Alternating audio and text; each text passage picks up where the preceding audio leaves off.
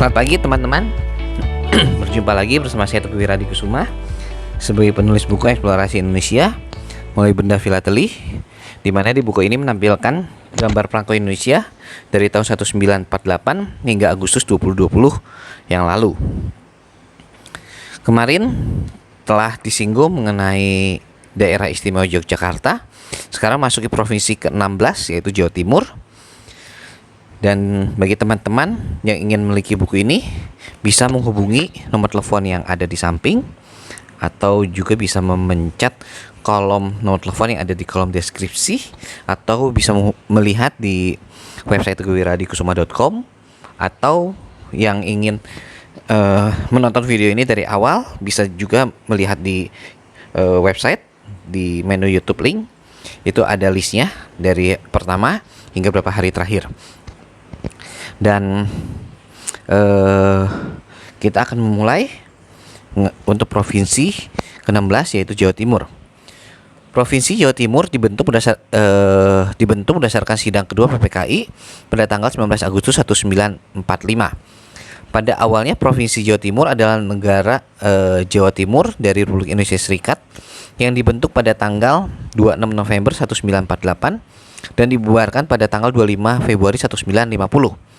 Setelah itu, Provinsi Jawa Timur nyatakan bergabung dengan Republik Indonesia dan dibentuk berdasarkan Peraturan Pemerintah RIS Nomor 21 Tahun 50 dan Undang-Undang Nomor 2 Tahun 50 juga, serta diperkuat dengan Peraturan Pemerintah Nomor 31 Tahun 1950.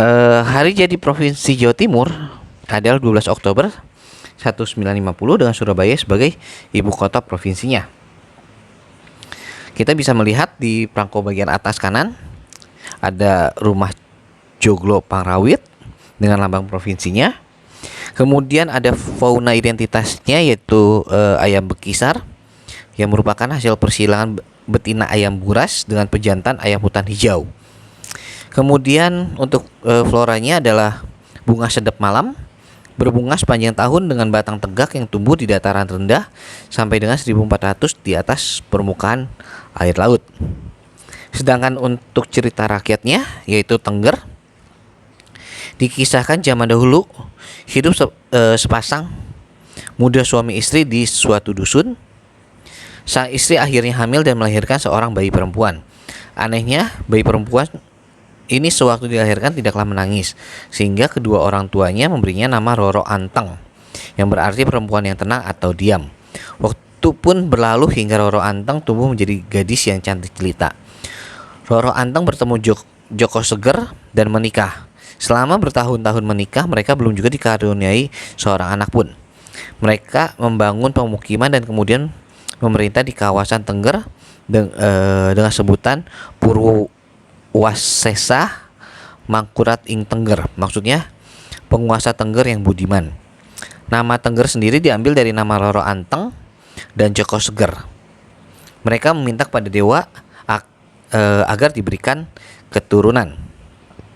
Tiba-tiba ada suara gaib yang mengatakan bahwa semedi mereka akan terkabul, namun dengan syarat bila telah mendapatkan keturunan, anak yang bungsu harus dikorbankan ke kawah Gunung Bromo.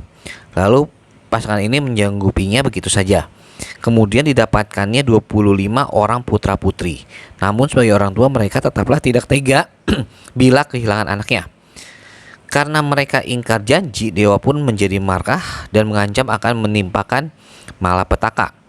Kemudian terjadilah prahara, keadaan menjadi gelap gulita sehingga kawah Gunung Bromo menyemburkan api.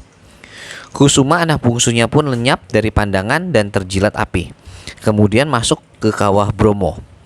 Bersamaan dengan hilangnya Kusuma, terdengarlah suara gaib.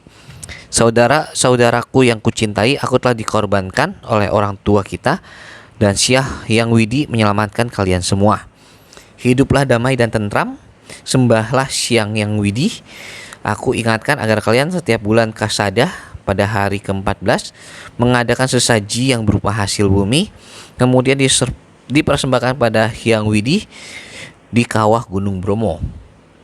Sampai sekarang kebiasaan ini diikuti secara turun-temurun oleh masyarakat Tengger dan setiap tahun diadakan upacara Kasada di Poten Lautan Pasir dan Kawah Gunung Bromo.